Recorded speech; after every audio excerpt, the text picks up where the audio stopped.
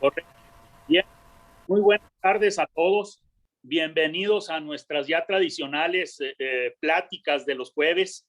Les comento que estas pláticas están dirigidas particularmente a nuestros alumnos de la carrera de ingenieros o tecnistas en sistemas de producción, además de a todos los productores, ganaderos, toda la rama del sector agropecuario que tiene a bien conectarse y compartir la pantalla con nosotros. ¿Sí?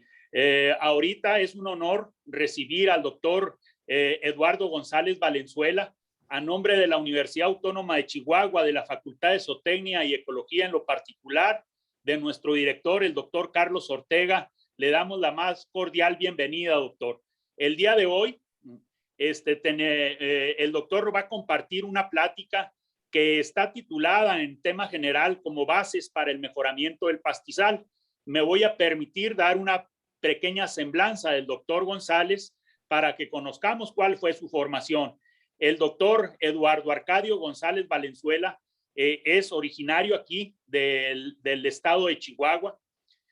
Su formación profesional allá en el 1976-1980 recibe el título de ingeniero zootecnista por la Escuela Superior de Zootecnia. Para el 87-88 realiza un posgrado, recibe el grado de maestro en ciencias en producción animal por la Facultad de Zootecnia y Ecología de la Universidad Autónoma de Chihuahua. Posteriormente, del 93 al 96, recibe el grado de doctor por Texas A&M en College Station, Texas. ¿Sí? Su experiencia profesional es variada. Del 81 al 84 inicia como coordinador regional, su participación en el INIP Sagar para el 1989-1993. Es investigador titular en forrajes también por el INIFAP Sarch. Del 85 al 87 también jefe de campo en el INIFAP Sagar. Del 97 al 2011 es investigador titular en forrajes y pastizales, también en el INIFAP.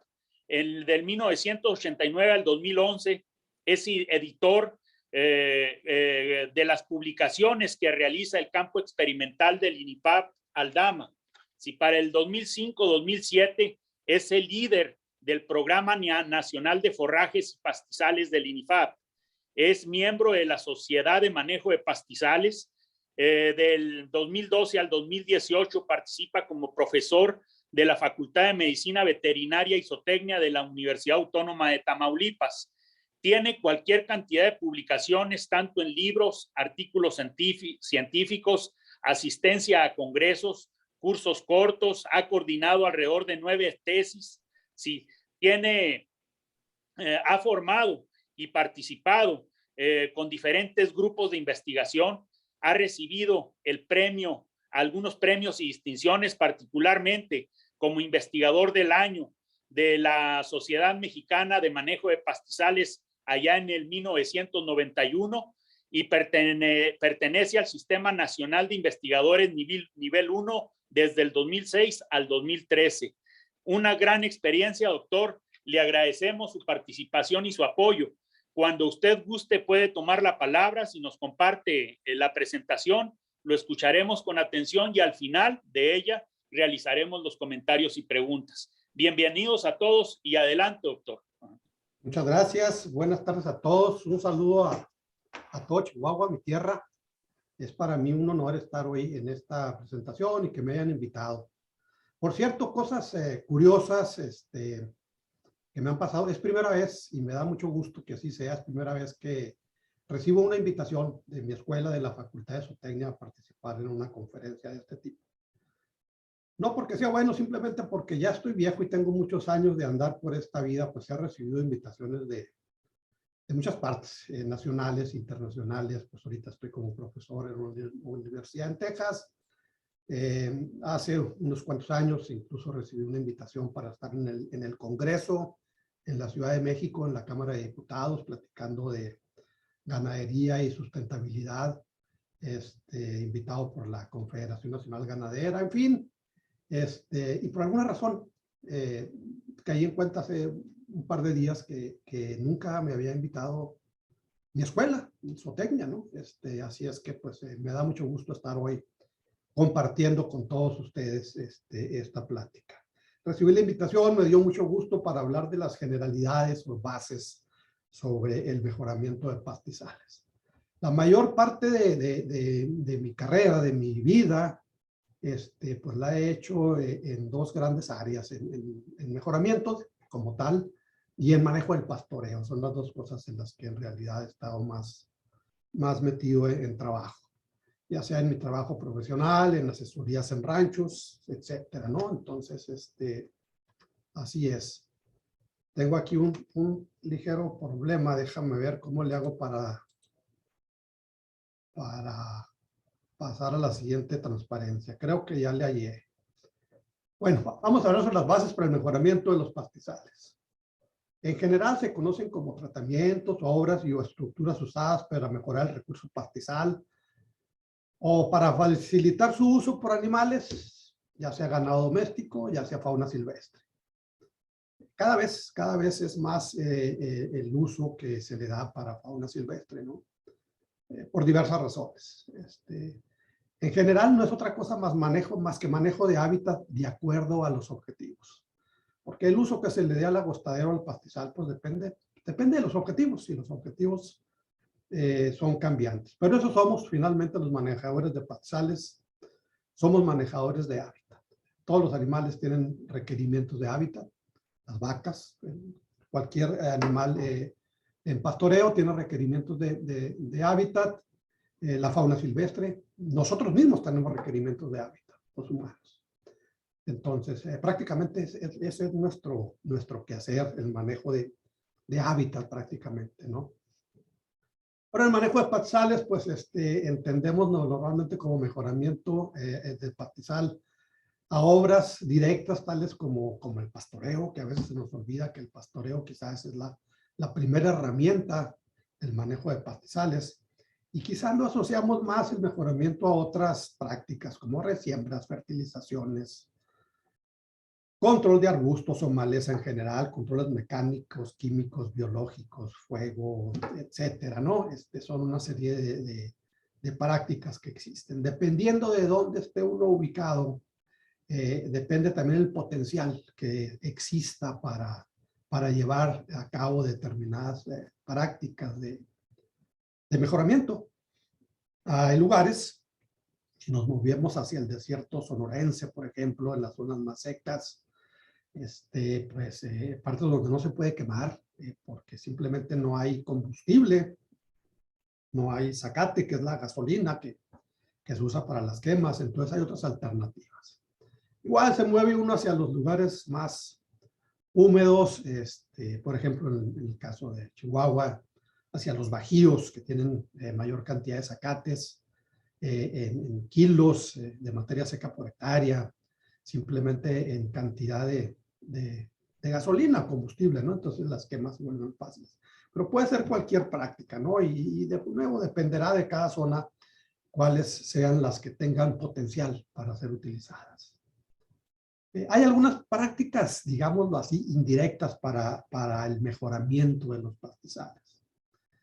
Y normalmente esas prácticas indirectas están asociadas a tener una mejor distribución del ganado en pastoreo.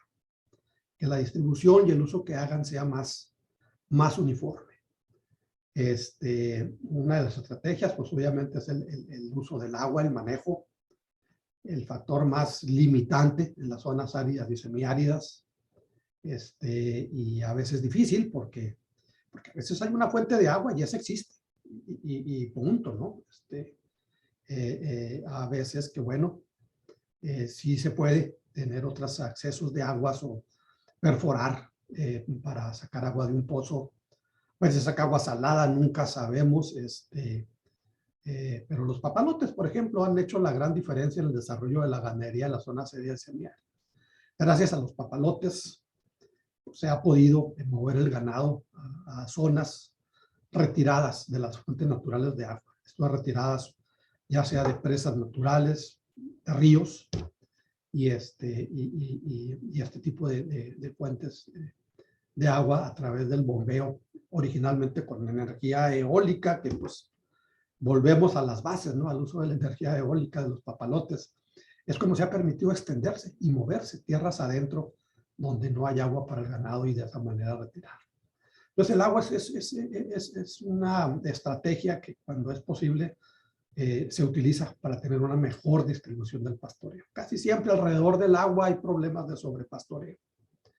Y solamente pues moviéndose con la capacidad de tener agua a lugares más distantes o con el uso de cercos, precisamente de divisiones, pues es posible manipular el ganado y hacer un uso más uniforme del pastizal y con eso reducir los problemas de deterioro del recurso natural.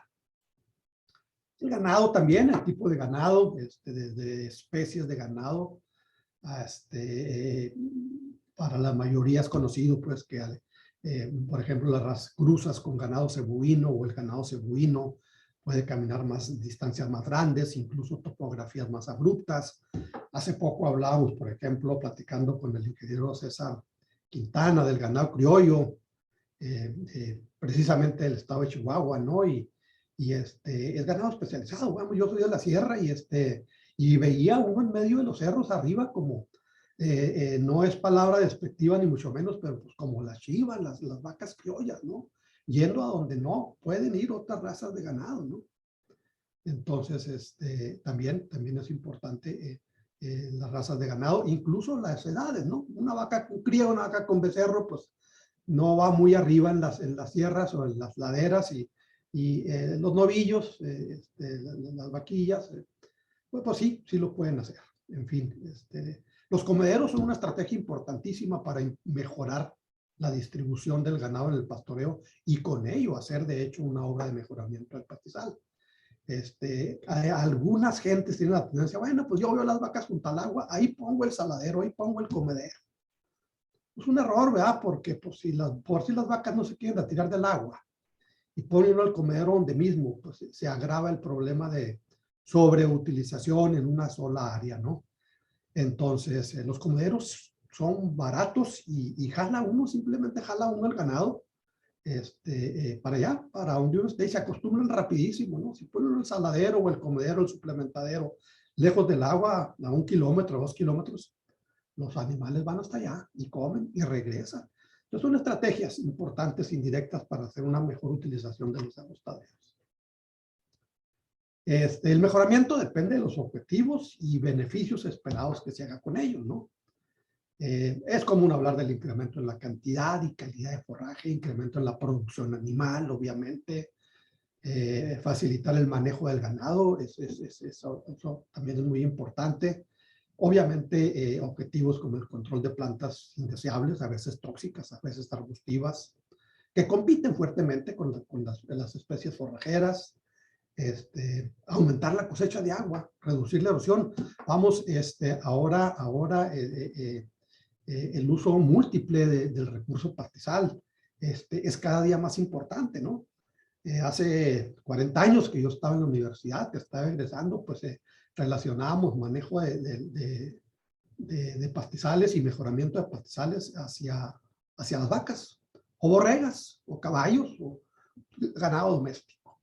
Pero cada día es más importante la fauna silvestre por efectos económicos, porque además por demandas de la sociedad hay otro montón de demandas de los ajustaderos y los pastizales que hay. La sociedad cada vez demanda más actividades al aire libre, no necesariamente cacería de manera directa, simplemente cualquier tipo de ecoturismo.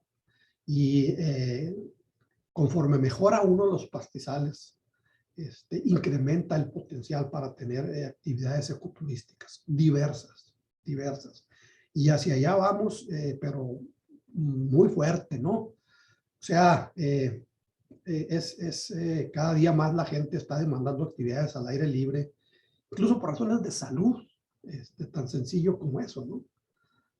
Hace 100 años, 120 años, yo no me acuerdo de tanto, pero pues casi, ¿no? Porque pues, tengo al menos la mitad de todos esos años. En México y en muchas partes del mundo, vamos ahí sí obviamente no me voy a acordar, pero a los tiempos de la Revolución Mexicana, la población humana, la población humana en México era un 80% rural y un 20% urbana. Obviamente porque pues, la naturaleza nos hizo rurales, ¿no? Eso es la mera verdad. Y el urbanismo es algo sumamente reciente. No, pues ahora es al revés. El 80% de la población es urbana y solamente hay un 20% de población rural. ¿Y qué pasa? Pues demandamos de tener contacto con el medio ambiente. Lo que es tan natural, por ejemplo, para muchos de nosotros es pues levantarse y al amanecer y ver hacia afuera y ver, pues ver un agostadero, un rancho. Si hay ventajas, pues árboles, si no, pues el desierto, pero ver la naturaleza. Hay muchas gentes, ya ahorita, ya grandes, ya de mi edad, que no tienen contacto con la naturaleza. Y el cuerpo lo pide, ahora sí que como dicen, ¿no? El cuerpo lo sabe, ¿no?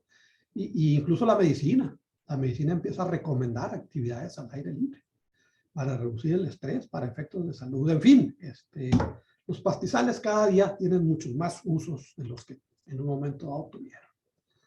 Pero voy a agarrar vereda y mejor le sigo porque el tiempo apremia. Además, las obras de mejoramiento del pastizal tienen potencial dependiendo de las condiciones climáticas y de suelos principalmente, ¿no?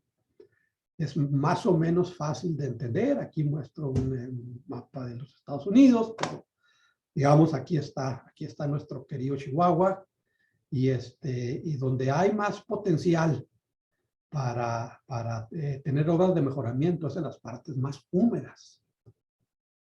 Es lógico, partes más húmedas tienen más lluvia, hacen obras de mejoramiento, la respuesta es mayor. Aquí está el estado de Texas, obviamente las partes con color verde, toda esta parte con color verde son las partes más húmedas, son las partes con mayor potencial para obras de mejoramiento y en las que la inversión es rentable, además. Y conforme nos movemos hacia el oeste, hacia las partes más rojas de los Estados Unidos, pero igual, incluyendo al estado de Chihuahua, pues el potencial de mejoramiento es menor. Sin embargo, debemos hacerlo. Eso no nos excluye de que estamos obligados a pensar en el mejoramiento de los agostaderos, de los pastizales. Sin duda, estamos obligados, aunque sea mucho más riesgoso y costoso en estas zonas. El potencial de mejoramiento está basado en principios ecológicos, conservación del suelo, biodiversidad de plantas nativas, en especial de plantas nativas, porque, bueno, hay alguna serie de plantas introducidas o exóticas, como también les llaman, que pueden representar problemas, no siempre, pero pueden representar problemas, sobre todo para la biodiversidad de las plantas nativas. Y el potencial que tenemos también, o que tengamos, de mejoramiento para desarrollo de hábitat, para el ganado, para la fauna silvestre, cada vez más importante. Hay muchos lugares en los que ya es más rentable simplemente el agostadero, usarlo para el manejo de la fauna silvestre que para la ganadería misma. De manera personal, pienso que necesitamos, aunque sea en algunos lugares más rentable el uso de la fauna silvestre, necesitamos al menos como herramienta importante seguir utilizando al ganado. Y bueno, de acuerdo al potencial será el mejoramiento que se pueda hacer. Restricciones económicas cada vez más importantes. Perdón, dejo de moverme y se apaga la luz en esta oficina. Restricciones económicas cada vez más importantes. Disponibilidad de recursos como maquinaria, semilla. Muchas veces no está disponible, muchas veces hay tecnología, hay información, pero falta la disponibilidad de estos recursos y que sean rentables, ¿no? Finalmente, que sean rentables las prácticas que se hacen. Que nunca se nos olvide, la ganadería es un negocio, no es una actividad necesariamente romántica, ni el manejo de los agostaderos y de los pastizales no son nomás obras de ecología y de conservación de los recursos. Se los dice un ecólogo, pues, que tengo años metido en esto. Y y voy a agarrar aquí un espacio de unos cuantos segundos para decir lo siguiente. La única manera que yo he visto mi experiencia de ser exitoso en proyectos ecológicos y de conservación de los recursos naturales es mostrando que sean rentables. El rancho es un negocio, es una empresa, pequeña, mediana, grande empresa, del tamaño que quieran, pero es una empresa. Y el ganadero va a ser el mejor ecólogo y el mejor conservador de los recursos naturales cada vez que vea que la conservación de los recursos y el mejoramiento de los agostaderos son rentables, son negocios. Y eso tenemos que considerarlo, ¿no? De alguna manera que más o menos dejemos de ladito, es muy importante, pero que más o menos dejemos de ladito que, bueno, la conservación de los recursos naturales es muy importante para las siguientes generaciones, para que nuestros hijos las vean, etcétera. Todo eso es valioso y todo eso es importante. Sin embargo, el ganadero lo va a hacer cuando al rancho le pueda arrancar unos pocos de pesos, ¿no? Y el dueño del rancho, para mandar a su hijo a la escuela, a la ciudad de Chihuahua, y a su técnica, si es posible, pues necesita dinero. Y está buscando la manera de arrancarle unos pocos más de pesos al rancho, a la tierra, pues para pagar la escuela del hijo, porque resulta caro. Entonces, y sin embargo, es muy claro, ¿no? Es muy claro, la experiencia nos lo dice. La conservación de los recursos naturales es buen negocio, especialmente en el mediano y largo plazo. Es buen negocio. Entonces, pues vamos bien, incluyéndole al manejo ecológico de los recursos naturales el concepto de rentabilidad. Perdón. Volvemos después al pastoreo, me la voy a llevar rápido porque no trata ahora de eso y el tiempo se vuelve corto. Yo agarro vereda y me emociono porque pues, estoy platicando con mis paisanos, pero el pastoreo es la primera práctica de mejoramiento en los pastizales. Algunas veces lo hemos dividido, mejoramiento es una área, pastoreo es otra, suplementación o nutrición en animales de laboratorio es otra, pero en realidad pastoreo es un componente importantísimo en el mejoramiento. Es necesario para poder tener un mejoramiento de los pastizales al manejo del pastoreo, sin duda, ¿no? Hay un profesor, el doctor, bueno, en paz descanse, el doctor Seifres, una de las personas que más trabajó en el mejoramiento y el manejo de arbustivas en Texas. Quizás el que más ha manejado, ha trabajado en esto, el doctor Seifres, y él decía que el manejo del pastoreo es la herramienta básica para el mejoramiento de los pastizales. Antes de pensar en tener control de arbustos, y etcétera, tenemos que pensar en el mejoramiento en el uso del pastoreo como la principal herramienta. Okay. Ya sabemos, vámonos rápido, el incremento de arbustos y plantas indeseables, a qué se debe, diferentes factores. Se ha hablado mucho del sobrepastoreo a través del tiempo, quizás los últimos 200, 300 años. La reducción en los fuegos naturales, el mismo sobrepastoreo es uno de los factores, reducimos la cantidad de zacate en los agostaderos, eso limita el uso de las quemas, ya sean naturales o prescritas de cualquier manera. Ha sido factor para el incremento en la densidad de arbustos y presencia de maleza en general. Hay otras razones del incremento de arbustivas también, como el transporte de semilla por ganado, fauna silvestre, incluso el viento. Uno mismo, ¿no? Entra a los ranchos y en la troca y pues en el mismo radiador se lleva semillas de azacates, sale uno a la carretera, camina uno 100, 200 kilómetros, entra a un otro rancho y ahí va en el radiador la semilla y la tira, total, pero es parte de la naturaleza finalmente. La dispersión de semillas es parte de la naturaleza, llegan los pájaros, se la comen, se van, la depositan en otro lugar, bajo condiciones ideales, ¿no? Semilla escarificada con agua, con fertilizante. Lo ideó así la naturaleza, ¿no? Entonces, es normal, pero es parte de la diseminación de semillas, ¿no? Otros factores que se discuten mucho recientemente, que tienen sentido, como el incremento de la temperatura, el incremento del dióxido de carbono atmosférico, que es una realidad.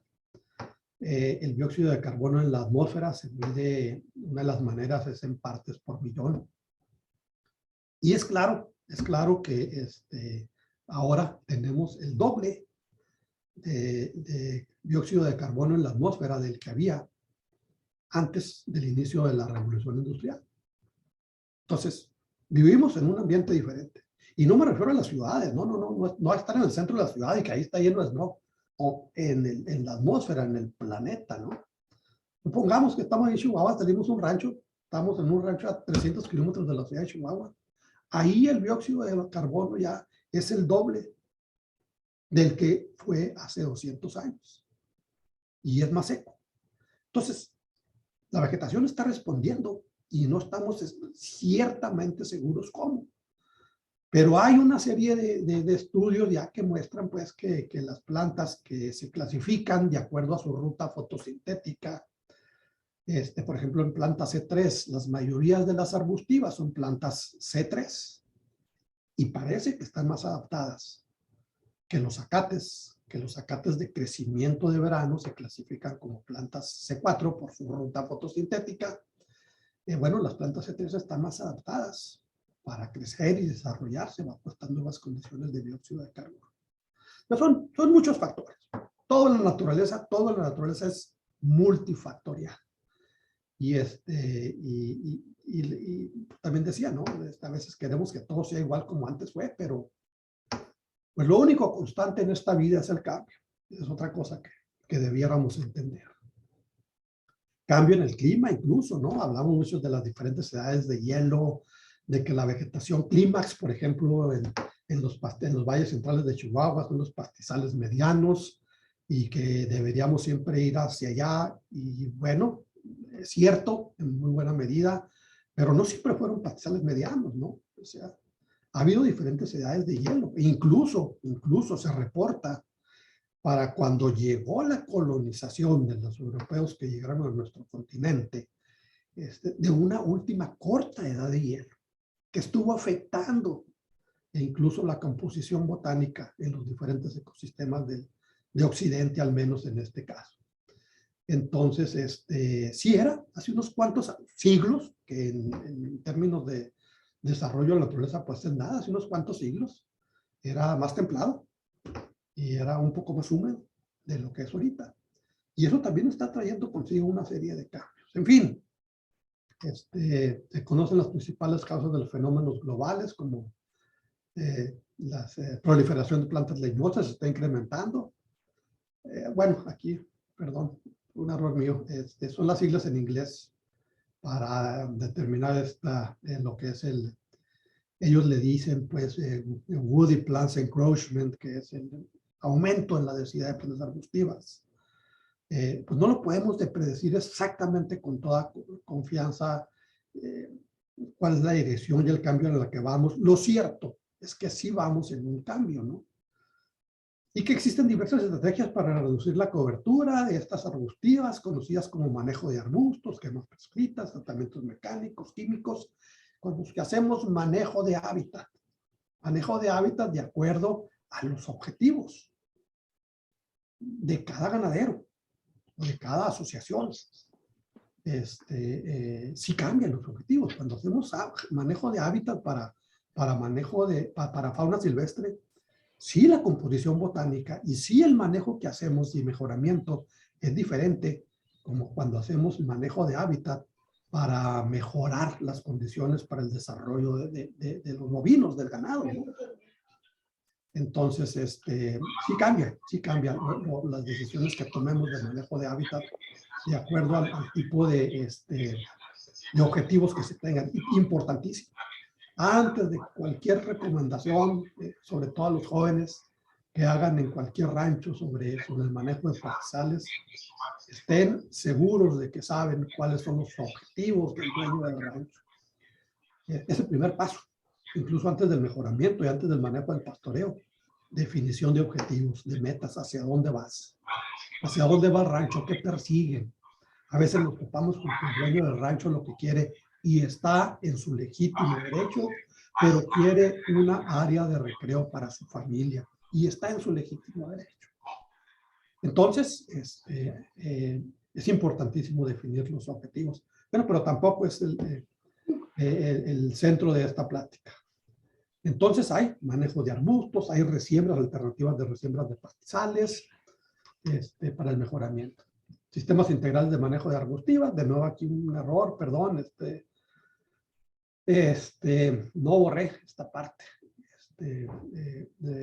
Son las siglas en inglés del manejo integrado de arbustivas en este caso.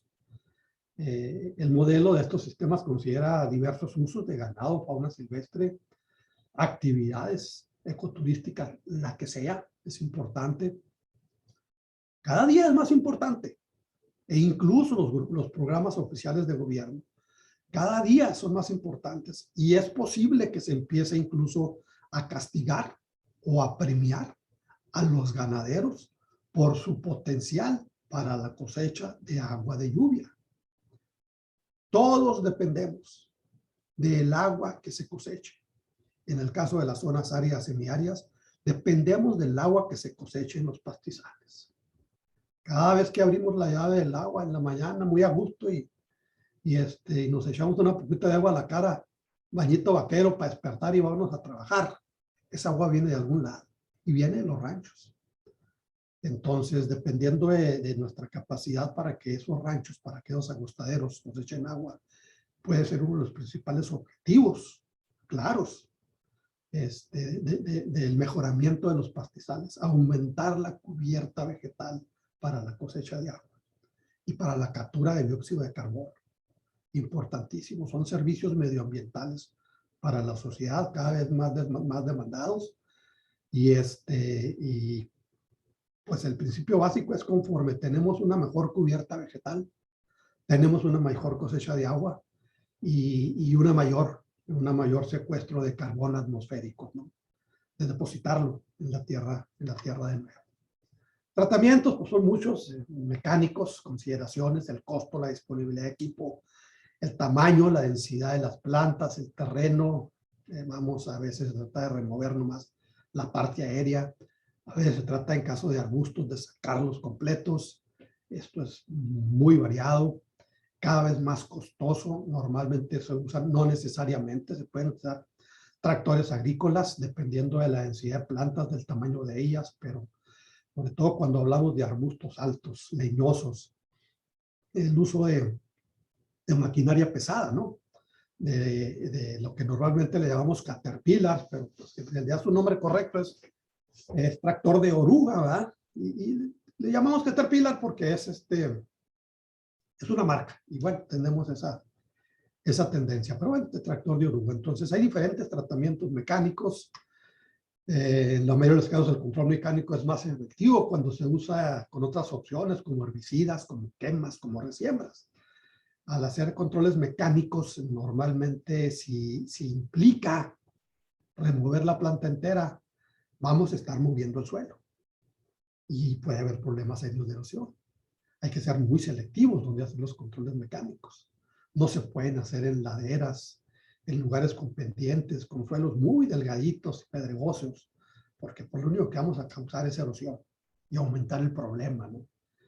Entonces, sí hay muchas restricciones, no solamente precipitación, lo asociamos, pero dependiente de profundidad de suelo, cuando hacemos prácticas de mejoramiento, no está muy restringido a estas cosas. Chapeo es uno de los sistemas más usados para el control de la parte aérea de plantas arbustivas y a veces herbáceas también. En general, el problema de plantas ya no se resuelve de manera fácil por el corte de la parte aérea. Experiencias con mezquites, con bisaches, si los corta uno, los porcentajes de mortandad son muy bajos, ¿no? Sí, en las zonas semiáridas, más bien en las áridas, chapea uno y por 3, 4, 5 años hay muy buen rebrote del zacate, ¿no? Sin embargo, pues las plantas leñosas se van a volver a levantar. Y conforme nos movemos a partes más húmedas, pues a veces que en cuestión de un año, ¿no? Si partes de Coahuila, de Nuevo León, de Tamaulipas, por ejemplo, el clima es muy favorable y es favorable para todo. Si hay clima favorable, es favorable para las plantas buenas y para las indeseables también. Entonces, chapea uno mezquitales, huizachales y en un año ya están grandes. Y a veces se nos vuelve doble problema porque muchas de esas plantas, al no morir, eran un tallo original de un tallo de mezquite, digamos, de huizache, y los corta uno y luego retoñan, pero retoñan un montón. Entonces, lo que hace uno, dicen las señoras, lo que hace uno es torear el monte, ¿no? Porque se vuelve mucho más difícil después de esos retoños con múltiples tallos el control de estas plantas. El nopal aumenta mucho la densidad con el chapoleo. Lo que hace uno es sembrar nopal, ¿no? Anda uno con la chapeadora y pues, lo que hace uno es aventar cachos de nopal para todos lados y sembrarlos. Entonces, el nopal tiene que tratarse, se puede, pero de otras maneras, ¿no? Con controles químicos es posible, fácil, y con el uso de quemas cuando hay zacate para quemar. Y la combinación quemas con herbicidas muy eficientes para el control de nopal, ¿no? Quizás Chihuahua no tenga tantos problemas, pero denle un poquito más para el sur, ahí en Zacatecas, y son nopaleras en grandes, ¿no? San Luis Potosí, parte del desierto chihuahuense, todas esas partes de ahí, ¿no? Bueno, las herbáceas se ven más afectadas por el chapeo, en especial si hay un periodo seco largo, ¿no? Y a veces las herbáceas son sumamente importantes, no son necesariamente zacates, pero otras hierbas, especialmente para la fauna silvestre, para el venado, para codornices, ¿no? Incluso para la protección del suelo. No es selectivo el chapoleo, por lo que pues, se pueden afectar plantas deseables, es el problema. Bajo porcentaje de mortandad, a veces nada. Mi experiencia personal, desafortunadamente no tengo tiempo para hablar mucho de experiencias personales, de trabajos de investigación, pero no pasamos de un 0, o sea, de nada, a un 8% de muerte real de plantas arbustivas con esto. Es un control temporal, y como temporal ayuda a que después de que se hace haya mucho retoño de zacate. Pero la mortandad es muy baja. Arbustos rebrotan produciendo tallos múltiples que luego pues, se vuelven un problema un tanto peor. Pero bueno, es una herramienta que ahí está y que puede usarse. Hay otras cosas como los rodillos trituradores, estos rodillos construidos con un rodillo pesado, o cilíndricos, con varias navajas que van de lado a lado, que se rellenan con agua. Y aquí de esta parte, lo estoy señalando con la flechita, son dos, tipo tándem. Cuando los vamos a transportar de un lado a otro, pues de un rancho a otro, les vacía uno el agua y se quedan un poco más livianos. Llega uno al rancho donde va a trabajar y ahí lo rellena de agua y pues son toneladas, ¿no? Lo que pesa esto. Y eso trituran, machaca en los arbustos, ¿no? Este rodillo que está aquí, lo hicieron una donación, por ahí estaba arrumbado en un rancho, ¿no? Es más chiquito, no lleva agua, pero es fierro macizo, entonces es pesadísimo, ¿no? Y pues funciona muy bien. Las hojas estas pueden penetrar en el suelo, pueden, como les decía, los cilindros llenarse de agua, y el peso rompe los arbustos y en muchos casos sí alcanzan a matar plantas, ¿no? De manera personal, pues me tocó un par de veces trabajar en investigación con estas plantas, con huizaches, con mezquites, y hacen más o menos este trabajo que ustedes pueden ver aquí. Son una especie de zanjitas en el suelo. Esto a la vez, al ir dando vuelta, va medio aflojando el suelo. Donde agarra uno las plantas, por ejemplo, este mezquitito aquí, pues sí mata, no mucho. En caso del mezquite, nomás logramos matar un 15%. Ustedes verán aquí abajo con el ruido triturador. Y huizache, casi la mitad de los huizaches. Entonces, bueno, sí es mucho mejor que la chapeadora. Los rodillos aireadores más comunes en Chihuahua es una modificación del triturador. También pueden llevar agua adentro para aumentar el peso, o hay unos que no. Son para lugares no tan densos de arbustivas, más bien para lugares con mucha compactación del suelo, con mucho suelo desnudo. Y estas navajitas que no son de lado a lado, que no trituran, van haciendo pequeños cuenquitas o agujeritos, ¿no? Yo me acuerdo alguna vez hace muchos años que hasta le llamaban como microcuencas, porque eran pequeños agujeritos que iba haciendo en el suelo. En el sexenio pasado, incluso se recomendó mucho en obras de rehabilitación de ajustaderos, ¿no? Hubo una serie de distribución de estos rodillos, creo que funcionan igual que el triturador, depende de las condiciones, el potencial para que se puedan utilizar, pero sí en áreas muy secas y con poca vegetación arbustiva funcionan. Alguna vez me tocó viajando de Aldama, Chihuahua, con Ojinaga, un lugar donde vimos el efecto de estos rodillos, ¿no? Y había caído una poquita de agua y era claro ver cómo en el lugarcito donde se hacía el agujerito esta microcuenquita, pues estaba más verde y había zacates, ¿no? Entonces sí son efectivos. No se tritura la planta leñosa, o sea, no se mata, pero muchas veces no es el objetivo. Se usan terrenos muy compactados para promover mayor población de gramíneas al rozar el suelo y permitir captura de agua. Son diferentes. Hay otros bulldozers, por ejemplo, que es esta hoja que va aquí al frente. Pueden ver que atrás hay otro rodillo triturador. Son más comunes, como cuando ustedes se mueven hacia lugares con más vegetación. Puede ser el desierto sonorense, por ejemplo. O puede ser el desierto chihuahuense, pero hacia el lado de Coahuila y pegado hacia Nuevo León. Y obviamente los matorrales de Nuevo León y de Tamaulipas, ¿no? Son muy usados este tipo de maquinaria. Pues porque la vegetación, el monte, el huizachal, son altos, son muy grandes, ¿no? Se usa para tumba de árboles desde la raíz, dejando hoyos que pueden ser benéficos para la captura de agua. Normalmente estos tratamientos están asociados con resiembras porque deja uno mucho suelo desnudo con un gran potencial para erosión. Y sí, de cuidado, a veces uno tomando los árboles, cae el árbol, se desenraiza, se voltea y quedan en los hoyos, anda uno a caballo y peligroso, ¿no? Hasta una quebrada de patas de caballo. Entonces, sí, por ejemplo, estos rodillos, perdón, anteriores, que está aquí, sí ayuda mucho a ir emparejando el terreno y quizás rastras pesadas después sean muy importantes.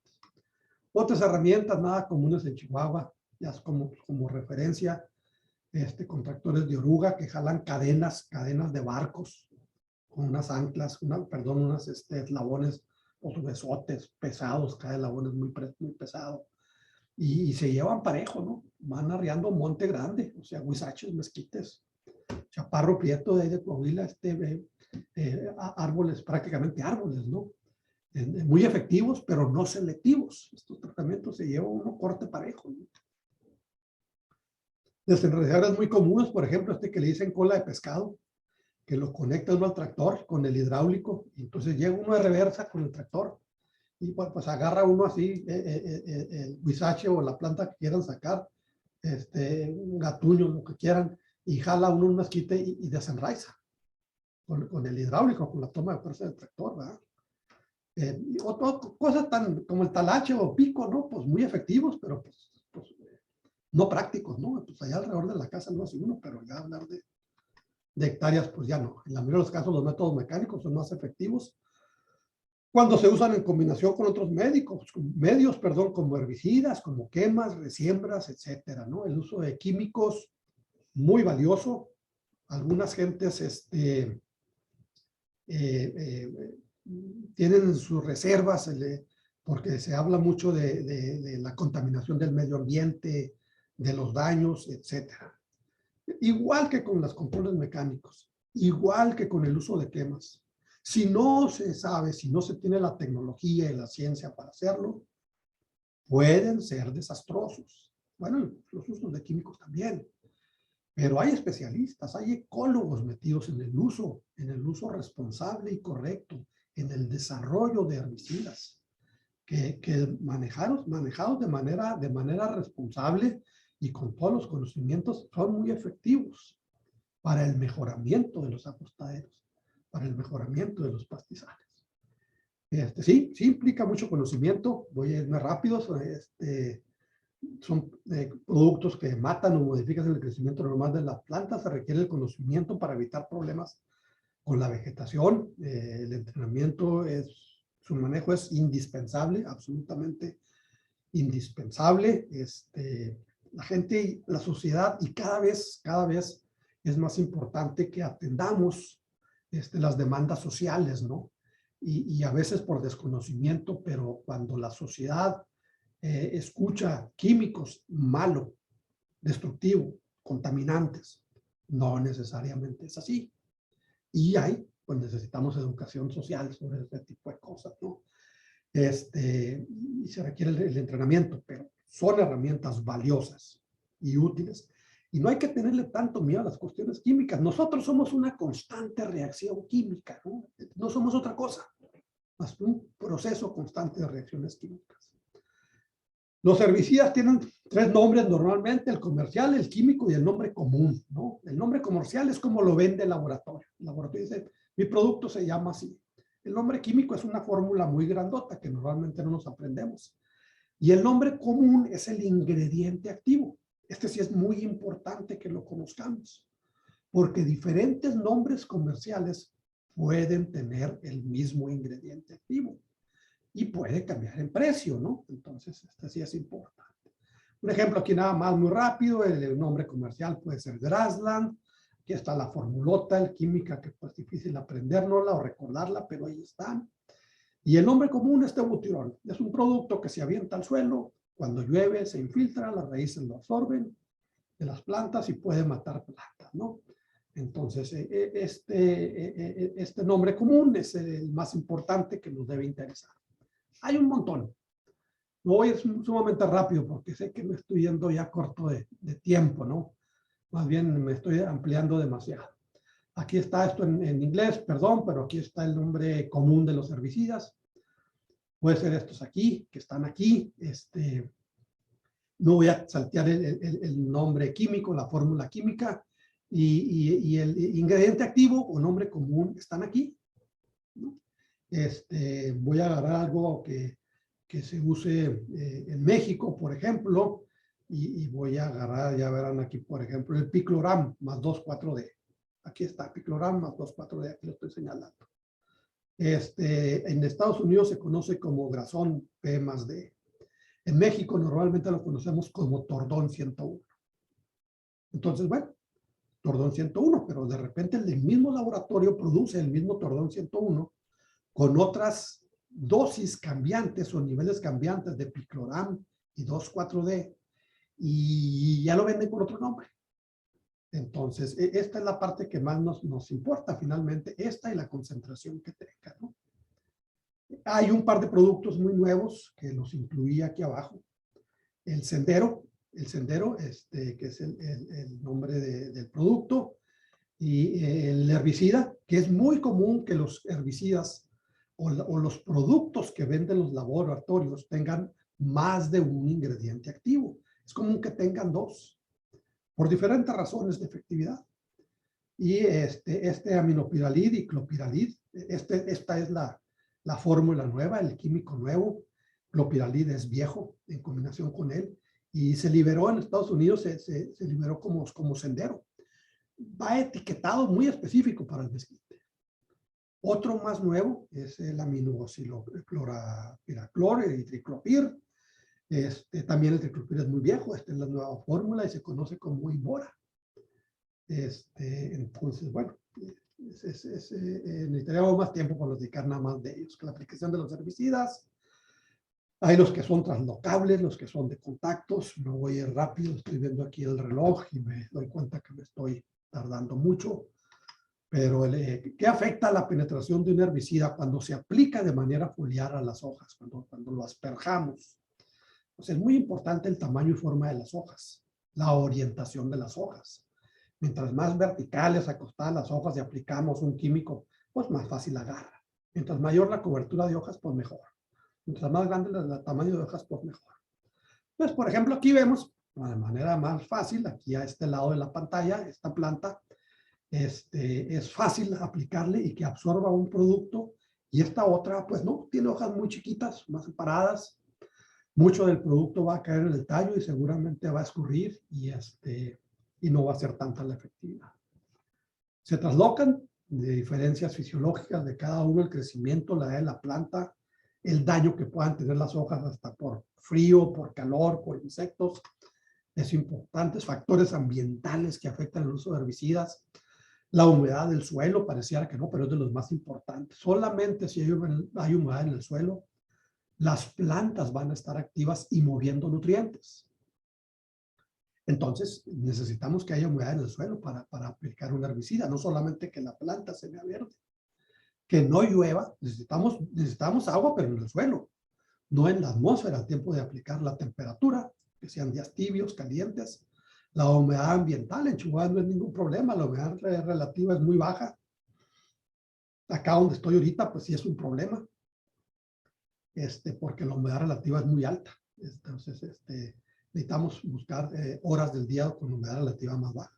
El viento siempre es importante, que no haya viento o una velocidad del viento muy baja, que haya luz, cuando las plantas estén activas en términos fotosintéticos, ¿no? Las plantas abren los estomas y están activas y capturan el CO2 y energía solar, etcétera, para la fotosíntesis y mueven nutrientes cuando hay suficiente luz. Chihuahua no tiene problemas de luz, está en el desierto, ¿no? Pero hay lugares que tienen mucha niebla, mucha neblina, ¿no? Y días muy nublados, para ellos puede ser problema. Aquí están una serie de productos, estos sí son en México, Garlón, Tordón, Togar, diésel, tal cual como se oye. El diésel se aplica a los tallos, no es foliar, y es efectivo. Y puede usarse en combinación con otros, como por ejemplo en combinación el diésel con el Garlón o con el Togar.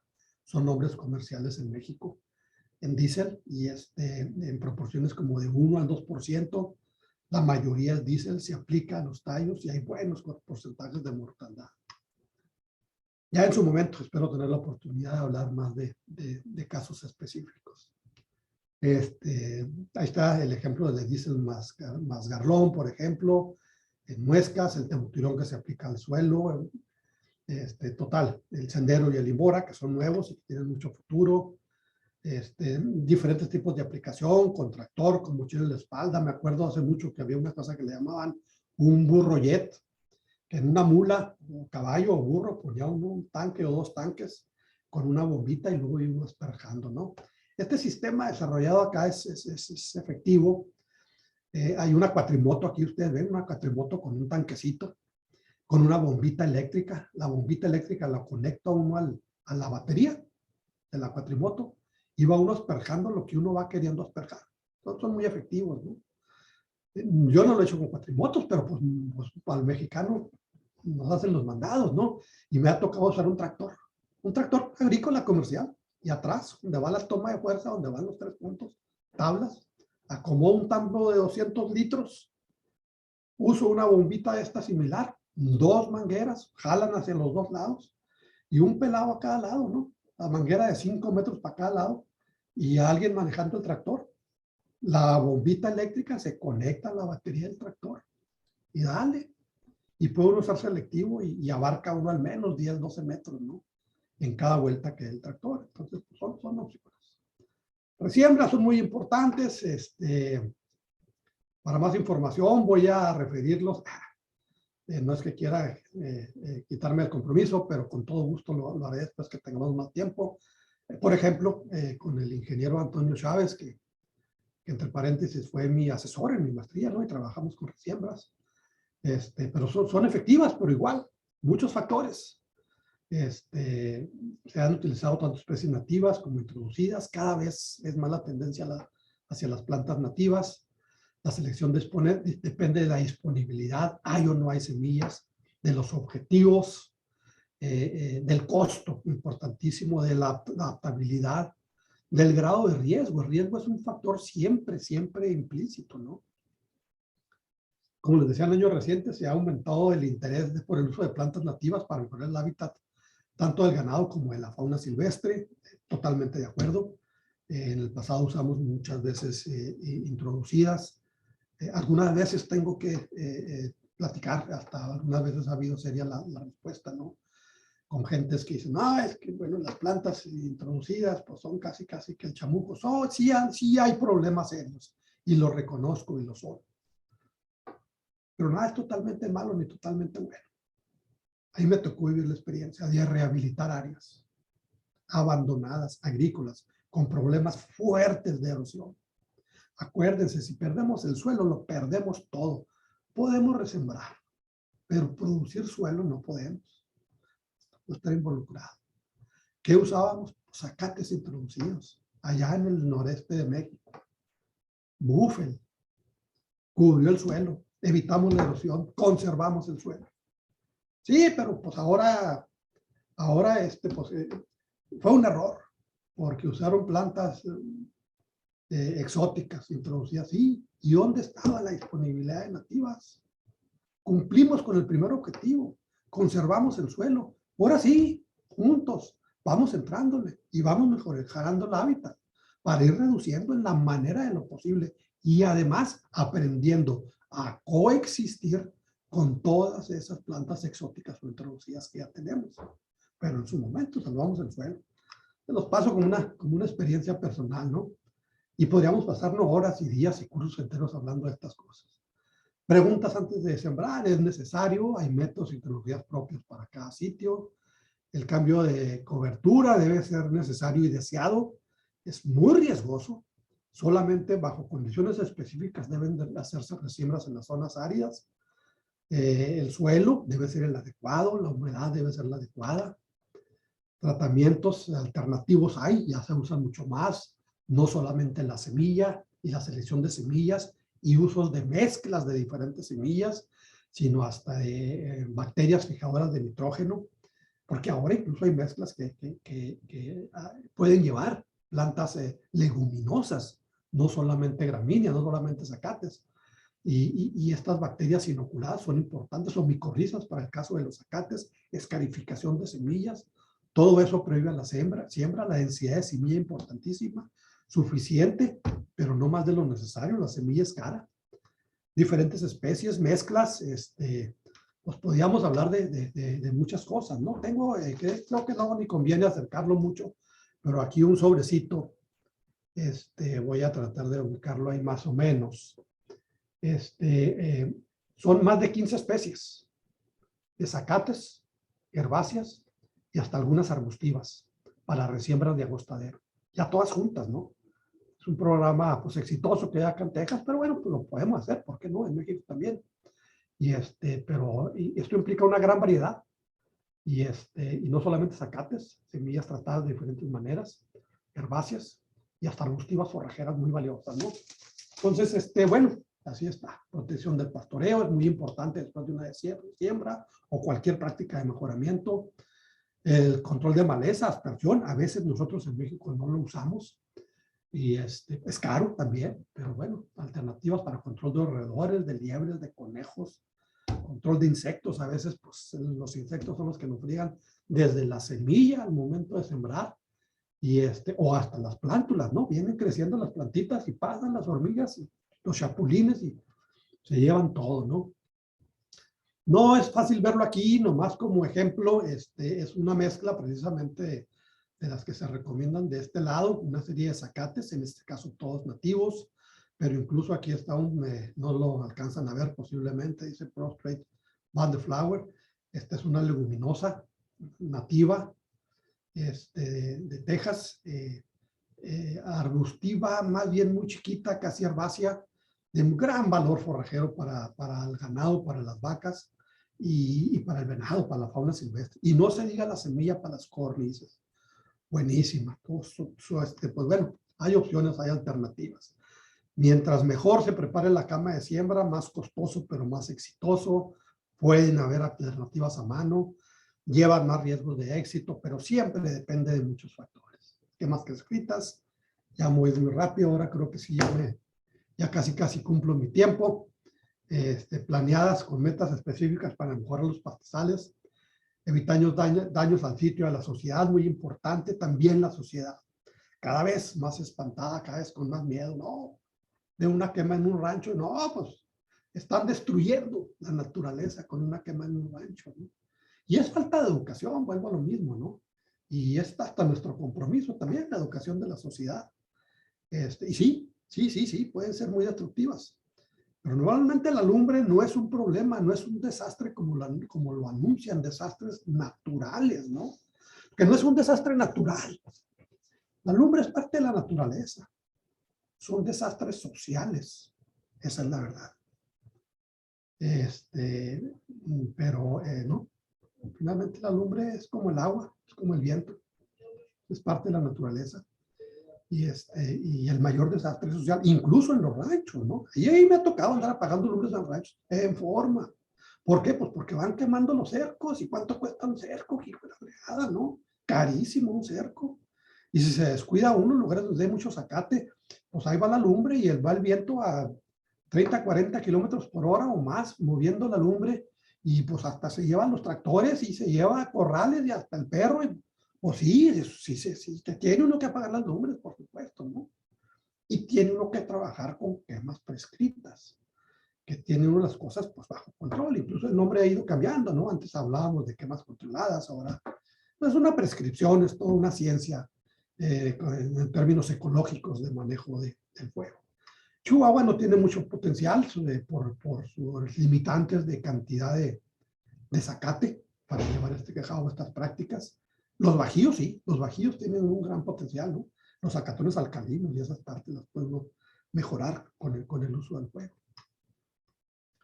Factores que afectan la respuesta de las plantas por la intensidad del fuego, condiciones de las plantas, climáticas, manejo del pastoreo posterior a las quemas, al igual que el manejo del pastoreo posterior a cualquier práctica de mejoramiento, ¿no? Intensidad del fuego, clima, la temperatura del aire, la velocidad del viento, la humedad del suelo, la dirección de la flama. Se observan una serie de cosas, ¿no? Procedimientos de ignición, cómo hacerlo, ubicación del personal, importantísimo. Algunas de las cosas que tenemos que medir, que me ha tocado estar trabajando con ellas.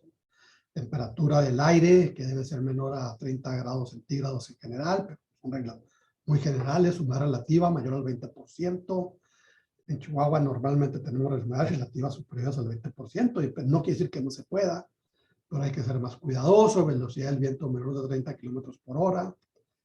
Equipos que se usan, estas mochilas de aspersión ayudan mucho sobre todo para las líneas cortafuego, cuando está uno iniciando, que quemando las líneas alrededor de las quemas mayores. Estas antorchas, que las llena uno con diésel y con gasolina, la mayoría diésel, para evitar que sea explosivo, es muy importante.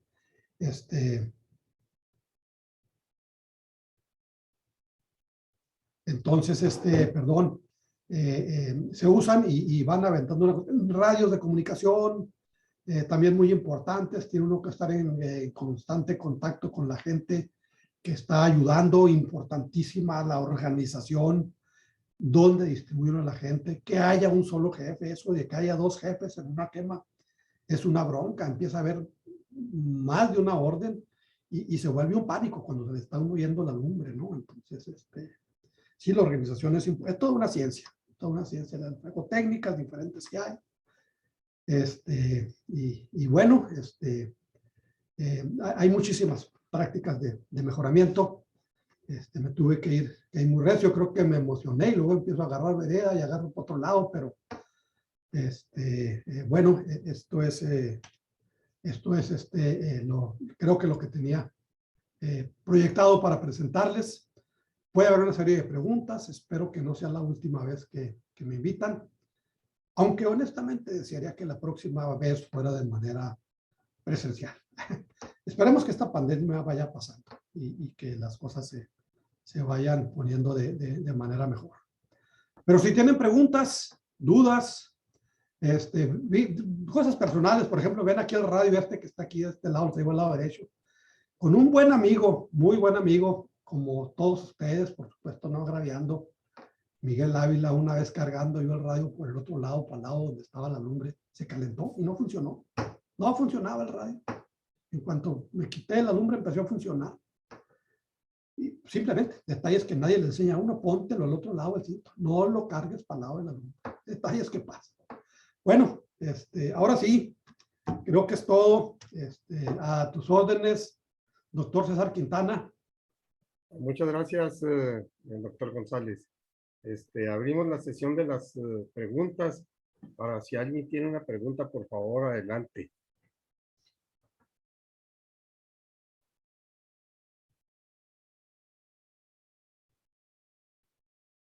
Bueno, mientras que alguien presenta alguna pregunta, pues definitivamente es un abanico muy amplio el que nos presentó el doctor González sobre el mejoramiento. Y claro, lo manifestó de una manera muy clara, de que hay que hacer un análisis y sobre todo un análisis económico, porque a veces los productores pues si no les hacemos una recomendación correcta y precisa, ¿verdad? Y con respuestas, pues son los que realmente pueden tener el problema al no recuperar la inversión que se haga en una práctica y que no dé resultado. ¿Alguien que tenga alguna pregunta? Nadie levanta la mano. ¿Todo entendido o nada entendido? Sí, pero es importantísimo lo que dice Antonio Chávez, ¿no?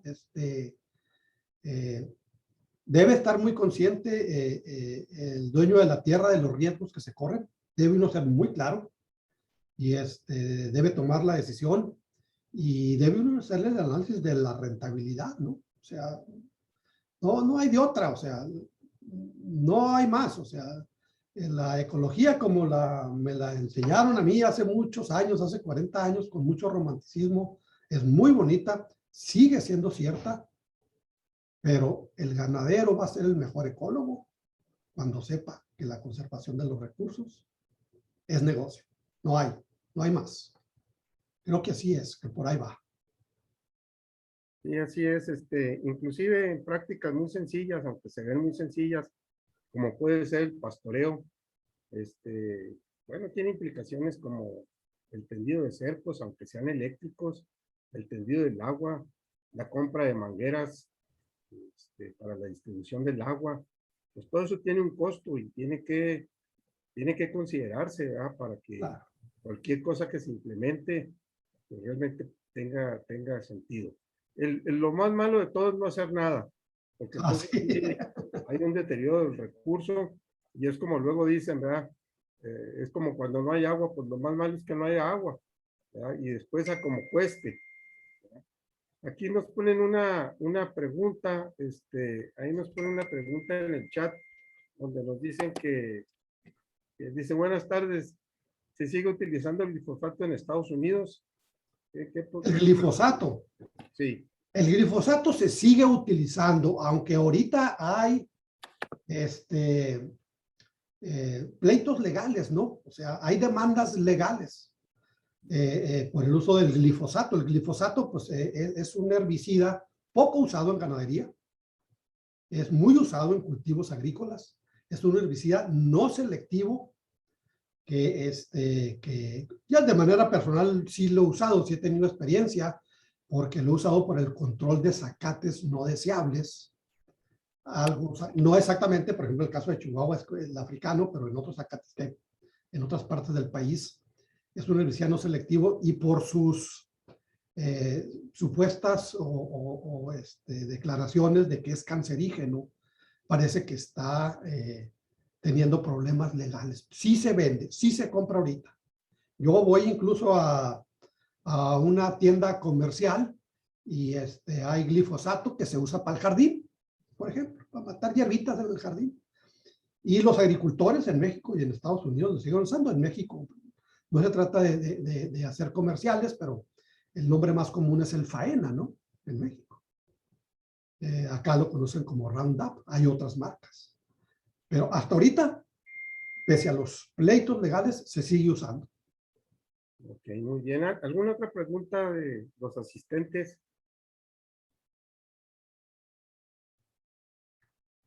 Bueno, pues está bastante claro, doctor González, la presentación, ¿verdad? Le agradecemos mucho el tiempo que se tomó para estar con nosotros. Les agradecemos un saludo. Igualmente la Facultad de Zootecnia y Ecología le agradece a todos por su participación en esta conferencia. Y les comentamos que esta conferencia va a estar disponible en Facebook para que quieran nuevamente repetir los comentarios que hizo el doctor, pues ahí lo pueden ver o bien recomendarla. Les agradecemos. Esta es la última plática que tenemos para este semestre. Ya nos estaríamos viendo por ahí en el mes de febrero para iniciar otra vez el ciclo de conferencias ambientales y las conferencias en ganadería.